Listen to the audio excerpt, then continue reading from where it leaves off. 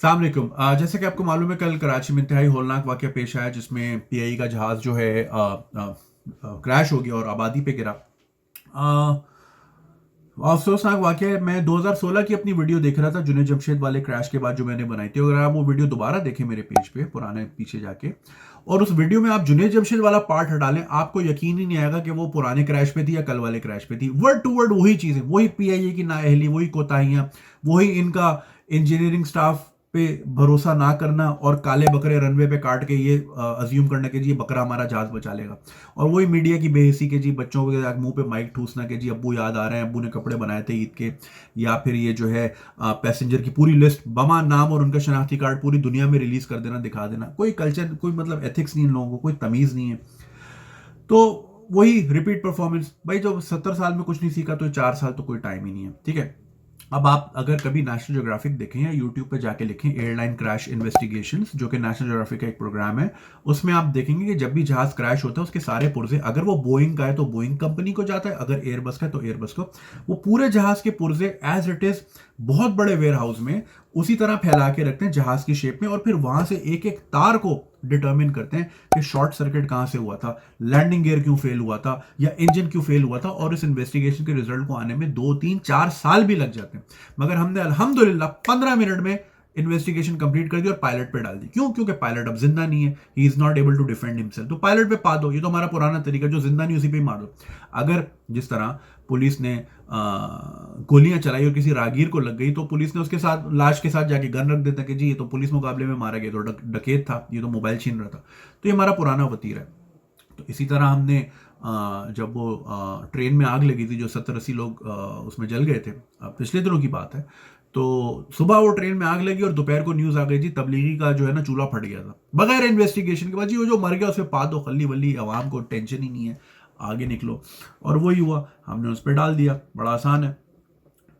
अब देखें, और फिर दूसरी तरफ अवाम ने जो है मतलब कहना नहीं चाहिए लेकिन इनको ज़्यादा शायद इल्म है, कन्फर्म जन्नती का लेबल लगा दिया, क्योंकि कल जुम्मतुल विदा था तो शहादत के चूरन में लपेट के पैक करके साइड में रख दिया। एक तो ये हमारा पुराना वतीरा है कि अपनी नाअहली और कोताहियों को शहादत में लपेट के साइड पे करके कारपेट के अंदर डाल के आगे निकल जाते हैं। हम इन्वेस्टिगेट नहीं करते हुआ क्यों, किसकी गलती थी, क्या थी। देखिए, दूसरों को लेबल देना बड़ा आसान है। अगर खुदा ना खास्ता आपके घर 5 जनाजे उठे ना, जिस तरह कल एक घर में उठे इस फ्लाइट के क्रैश के बाद, तो अगर आपको घर में आके कोई मुबारकबाद है, जी मुबारक हो, 5 आपके यहाँ शहादतें हुई हैं और जन्नती निकले हैं आपके, तो फिर मैं आपसे पूछूंगा आपका क्या जो है ना रिएक्शन है। बड़ा आसान है कहना दूसरों के लिए, क्योंकि आप पे नहीं गुजरी ना, तो बड़ा आसान है अगले को लेबल लगा के। देखें, वो शहादत के लिए नहीं निकले थे, वो बेचारे ईद मनाने घर आ रहे थे। या फिर वो लोग जो बेचारे मॉडल कॉलोनी में, जो जो खातून अपने घर में अफ्तार की तैयारी कर रही थी, वो बच्चा जो जुम्मा पढ़ के आया था, अफ्तार का वेट कर रहा था, उसके ऊपर आपने मनोमन जहाज गिरा दी और बोला जी माशाल्लाह शहीद हुए हो। ये कौन सा तरीका है यार? तो हर चीज को कोताहियों को लपेट के आगे निकल जाना, ये पुराना। गटर का ढक्कन आप नहीं लगाते, उसमें साइकिल वाला गिर के मर गया तो जी इसकी अल्लाह ने लिखी हुई थी। अरे भाई, तुमने अपना काम नहीं किया था।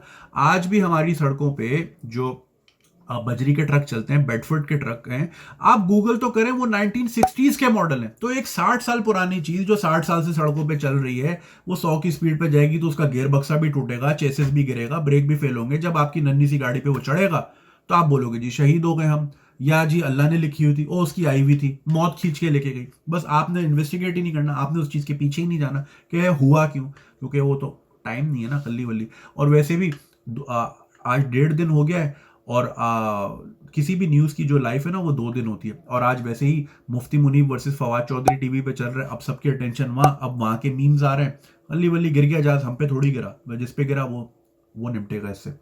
देखें, इस सब में जो है ना मैं पीआईए को ब्लेम ठहराता हूँ, ना मैं किसी और को। मसला सारा ये है कि कसूर हमारा इस तरह है क्योंकि हम अकाउंटेबिलिटी पे यकीन ही नहीं रखते। हम अकाउंटेबिलिटी ना हम डिजायर करते हैं, ना उसकी तरफ हम पीछे जाते हैं। हम कहते हैं अल्लाह की मर्जी कह के आगे निकल जाते हैं। हम कभी कभी आपने सुना हो कितने वाकयात हो जाते हैं, फैमिली की फैमिलियां मर जाती हैं, सड़कों पे ट्रक चढ़ गया, किसी पे कुछ भी हो गया। कभी आपने सुना कि जी वहां के मकामी डीसी को जो है मुअत्तल कर दिया, या किसी को जेल भेज दिया, या किसी मिनिस्टर ने शर्म के मारे रिजाइन कर दिया हो? कभी नहीं सुना आपने।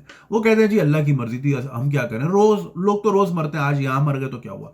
वैसे भी रोजाना लाखों लोग मरते हैं, अब ये 100 लोग एक साथ मर गए तो आपको शायद ज्यादा फील हो रहा है। ये तो इस तरह के बयान देते हैं। तो कभी आपने सुना ही नहीं, कभी कोई अकाउंटेबिलिटी, कभी किसी की नौकरी गई हो, तो जब आपको डर ही नहीं है कि मैं बड़ी से बड़ी कोताही भी करके मैं नौकरी बचा सकता हूं, तो फिर आप वो बड़ी से बड़ी कोताही आराम से करेंगे, क्योंकि देयर इज नो अकाउंटेबिलिटी। जहां मुझे डर हो यार मेरी नौकरी जा सकती है, मैं जेल जा सकता हूं, आप 10 बार उसमें चेक एंड बैलेंस रखोगे। लेकिन जहां अकाउंटेबिलिटी का कल्चर ही नहीं है, तो कल्ली वल्ली अल्लाह की मर्जी कह के आगे निकल जाओ, तो आगे निकल गए। यही हुआ है। मैं आपको एक मिसाल देता हूं, वो एक फिल्म है टॉम हैंक्स की, सली नाम है उसका। तो वो एक ट्रू स्टोरी है उस पायलट की, कि जब वो न्यूयॉर्क में उसने JFK से टेक ऑफ किया, थोड़ी देर बाद 2 मिनट के बाद उसके दोनों इंजन फेल हो गए। दोनों इंजन फेल हो गए तो उसने क्या किया, ये ट्रू स्टोरी है, उसने हडसन रिवर में अपना जहाज लैंड कर दिया, ये सोच के कि जहाज कुछ देर तक फ्लोट कर सकता है, तब तक रेस्क्यू टीमें आएंगी, पैसेंजर्स निकाल लेंगे। और एक एक पैसेंजर उसमें जिंदा बच गया, वो हीरो था। मगर उसके बावजूद, जहां उसने सबकी जानें बचा ली, उसके बावजूद एविएशन वालों ने उसका जीना हराम कर दिया। आप वो फिल्म देखें, उस पर इतनी सख्त इन्वेस्टिगेशन की कि भाई हर सिमुलेशन के मुताबिक तुम्हारा जहाज लैंड कर सकता था, तुमने इतना बड़ा रिस्क लिया कैसे, तुमने 200 लोगों की जान कैसे रिस्क में डाली। उस पे इतने सवाल, इतनी तोहमतें कि क्या तुम्हारी शादी में कोई नाचाकी है, बीवी से कुछ लड़ाई है, या तुम शराब पीते हो, या तुम एंटी डिप्रेसेंट लेते हो, या तुम पूरी रात सोए नहीं थे, तुम्हारी जजमेंट में ये फॉल्ट आया कैसे। उसकी जिंदगी हराम कर दी। अब आप ईमान से बताएं, खुदा ना खास्ता पाकिस्तान में कभी ऐसा वाकया हो कि कोई जहाज के इंजन फेल हो जाए और बहरिया अरब में उसको लैंड करा दिया जाए, और पाकिस्तान नेवी जो है या कोस्ट गार्ड वगैरह वाले आके बचा ले और सारे जिंदा बच जाए। वो पायलट, उसको मलिक रियाज प्लॉट भी देगा बहरिया टाउन में, उसको जो है सोने पे तोला भी जाएगा, वो मॉर्निंग शो में भी आएगा, उसको निशान इम्तियाज भी मिलेगा, उसको सब मिलेगा। इन्वेस्टिगेट कभी नहीं होगा कि यार तुमने ये डिसीजन लिया किस बुनियाद पे, क्योंकि SOPs नहीं है हमारे यहाँ, स्टैंडर्ड नहीं है।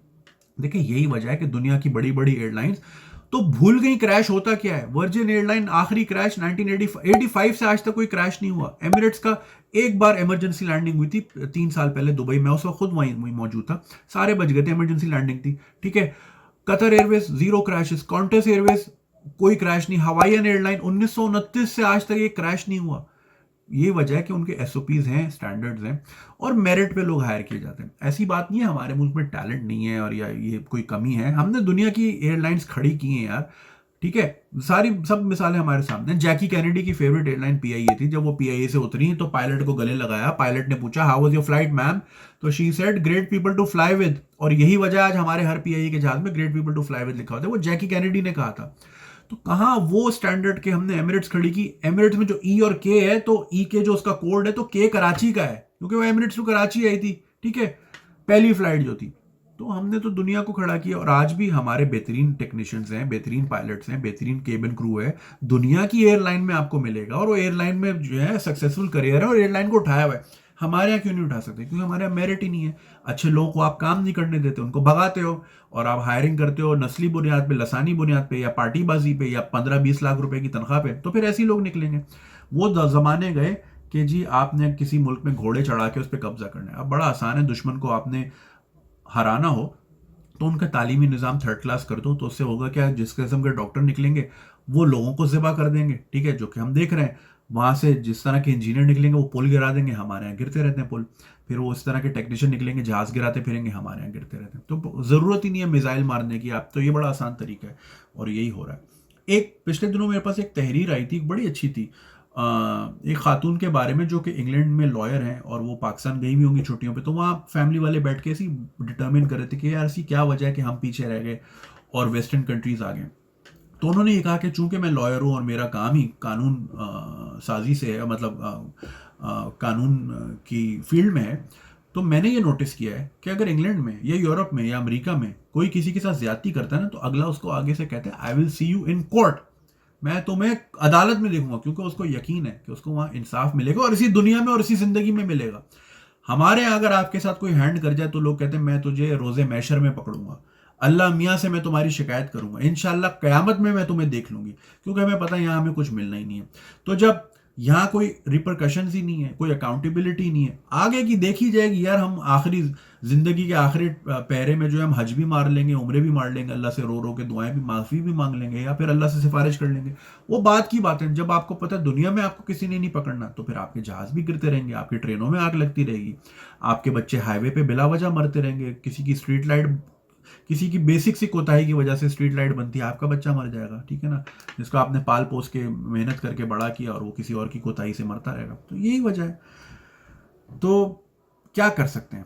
तो मसला ये है कि हम खुद सीरियस नहीं हैं, और जैसे कि मैंने आपको शुरू में ही कहा कि अब तो वैसे ही हम तो आज चांद रात वाली, अभी आप देखें ना, मैंने खुद आज एक क्लिप देखी, हैदराबाद की एक मशहूर बेकरी के बाहर लंबी लाइन लगी हुई, लेकिन फिर हैदराबाद तो फिर 150-200 किलोमीटर दूर है।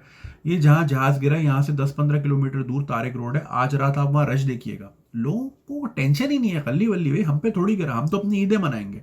लोग तो अपने बच्चे लेके, जो अपने बच्चों के साथ सिंसियर नहीं है यार, कोरोना के टाइम पे लेके निकले हुए हैं, शॉपिंग कर रहे हैं, घूम रहे हैं, फिर रहे हैं, तो वो अपने बच्चों के साथ सिंसियर नहीं, तो वो इनके साथ क्या होंगे जिन जो जहाज में बेचारे मारे गए, या जिनके घरों में जहाज गिरा, अल्ली वल्ली उनको क्या। आप देखिएगा अभी इंस्टाग्राम लोगों के भरे होंगे, लॉन्ग हेयर डोंट केयर, कोई टेंशन नहीं है यार, किसी को कोई मसला ही नहीं है।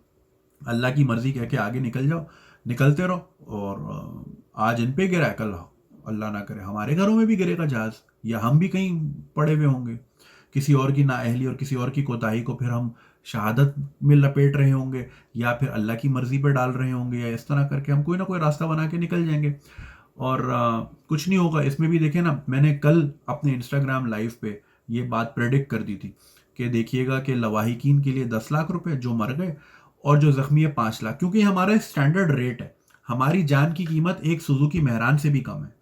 सुजुकी मेहरान जो कि एक थर्ड क्लास गाड़ी है आज के दौर के हिसाब से, बल्कि हर दौर के हिसाब से एक थर्ड क्लास गाड़ी है, हमारी वैल्यू उससे भी कम है। हम यूरोप के कुत्तों से भी बुरी जिंदगी गुजारते हैं, और हमारी जान की कीमत 10 लाख रुपए, ये स्टैंडर्ड रेट है। और आज ही मैंने वो पोस्ट देखी कि जी 10 लाख रुपए इनाम रख दिया गया है। और मैंने कल अपने इंस्टाग्राम लाइव पे ये भी बात कह दी थी कि आज मई का महीना है, आप देखिएगा नवंबर, दिसंबर या फिर अगले मई को यही टीवी वाले दोबारा इन लवाहिकीन के घर जाएंगे, सैड सा म्यूजिक होगा, ब्लैक एंड व्हाइट ये वाली फुटेज होगी, जहाज गिरा हुआ मॉडल कॉलोनी की वगैरह वगैरह, सैड सी फ्लूट बज रही होगी, और लवाहिकीन को आज तक चेक नहीं मिला। लवाहिकीन वफाकी मोहतसिब के दफ्तर के बाहर एहतजाज कर रहे हैं, या लवाहिकीन प्रेस क्लब के बाहर अपने चेक का इंतजार कर रहे हैं, नहीं मिलेगा। घिसा पिटा स्क्रिप्ट है भाई, एक दो बार की बात होती है तो समझ आती है, ये तो भाई हम देख देख के थक गए, देख देख के थक गए, कोई नई बात नहीं है। तो ये ऐसे ही चलता रहेगा, because you don't demand justice, you don't demand accountability, तो फिर ऐसे ही है। आज ये चेक को रोएंगे, कल को आप पे भी ये वक्त आ सकता है, क्योंकि आप सीरियस नहीं हो। इतनी सी बात थी। तो अगर कोई बात बुरी लगी हो तो भाई माफ़ी, मगर ये कि मुझे तो ये इसी तरह दिखता है, और ये सिलसिला कभी भी नहीं रुकेगा इस तरह। और बाकी और भी बहुत सारे फैक्ट्स थे, पिछले 25 सालों में कितने क्रैश हुए वगैरह वगैरह, सिर्फ कौन जाए, तो कल्ली वल्ली यार, चलें ईद मनाएं, ऐश करें यार।